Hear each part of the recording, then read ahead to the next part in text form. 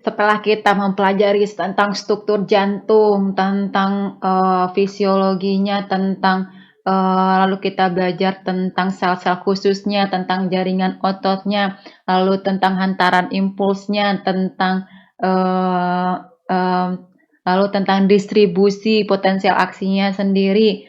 Nah, sekarang kita rangkum semuanya agar semua hal yang sudah kita pelajari tadi itu tidak bercerai-berai sehingga kita tidak mengambang di pemahaman kita seperti itu. Nah, sekarang kita rangkum semuanya, kita packing semuanya dalam satu kesatuan yaitu pada siklus jantung itu sendiri. Nah, ini kita lihat di sini. Nah, kita lihat di sini siklus jantung itu sendiri. Nah, di sini ada beberapa terminologi baru. Nah, di sini kita memiliki yang namanya diastol. Nah, kita memiliki yang namanya diastol. Satunya lagi ada namanya sistol. Nah, apa itu diastol dan apa itu sistol? Sistol itu sendiri adalah ketika jantung berkontraksi. Nah, sistol itu sendiri adalah kontraksi. Nah, ini adalah kontraksi artinya. Nah, sementara itu yang diastol adalah relaksasi. Nah, relaksasi. Nah, simpel kan ya? Nah, relaksasi. Jadi apapun yang ada di sini, kalau misalnya dia bilang atrial sistol, berarti atrium yang berkontraksi. Atrial diastol berarti yang atrium yang berrelaksasi. Nah, di sini kita lihat dimulai dari mana nih? Nah, di sini kita bisa melihat permulaannya itu di mana sih? Nah, di sini start. Nah, kita lihat di sini permulaannya itu sendiri adalah keadaan ketika ventrikular itu sendiri berrelaksasi, yaitu diastol ventrikular. Nah, di sini apa yang akan terjadi adalah darah itu masuk ke atrium. Nah, ini kan atriumnya nih, ini atrium. Nah, darah itu masuk ke atrium. Nah, darah masuk ke atrium, mengisi atrium, dan nantinya akan dilanjutkan kemana? Ke ventricular filling yang fase lanjutnya. Nah, fase lanjutnya itu sendiri.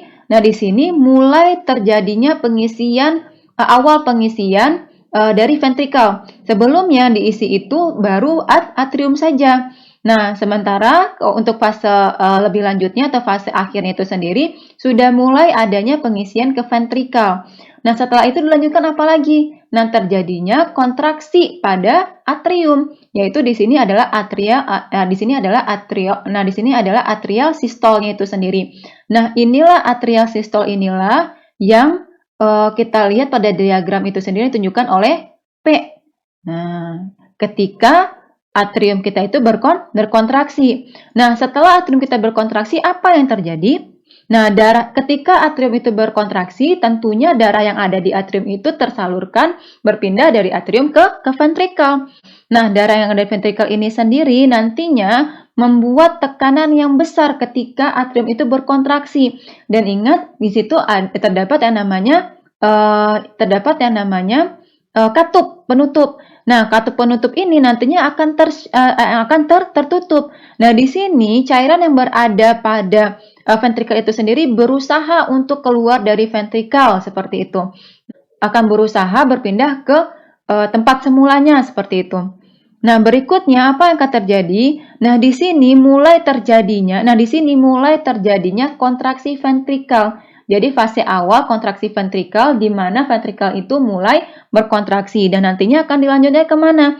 Pengeluaran isi cairan darah dari ventrikel itu sendiri. Nah, makanya di sini adalah ventricular diastole yang second phase-nya atau fase keduanya itu sendiri, yang hingga habis dikeluarkan semua isi darah yang ada di ventrikel itu sendiri.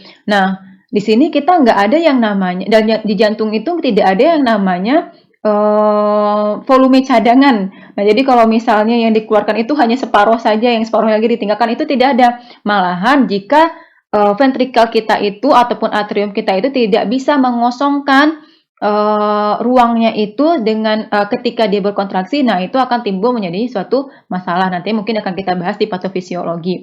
Nah, jadi secara dasarnya ketika jantung kita itu berkontraksi, maka hendaknya semua darah yang terdapat pada ruang tersebut akan juga berpindah ke ruangan berikutnya. Nah, setelah itu apa lagi? Nah, mulai lagi ke fase fase awalnya seperti itu. Nah, di sini kita bisa lihat, nah yang PQRS ini yang mana nih? Diastol atau sistol? Sistol. Sistolnya siapa? Ventricle, benar. Nah, di sini ventricular contraction itu sendiri. Nah, alhamdulillahirabbil alamin. Nah, kita sudah membahas anatomi dan fisiologi dari organ jantung kita. Mudah-mudahan bermanfaat, mudah-mudahan ilmu kita pelajari diberikan berkah oleh Allah Subhanahu wa taala. Nah, kita ketemu lagi pada pembahasan berikutnya. Assalamualaikum warahmatullahi wabarakatuh.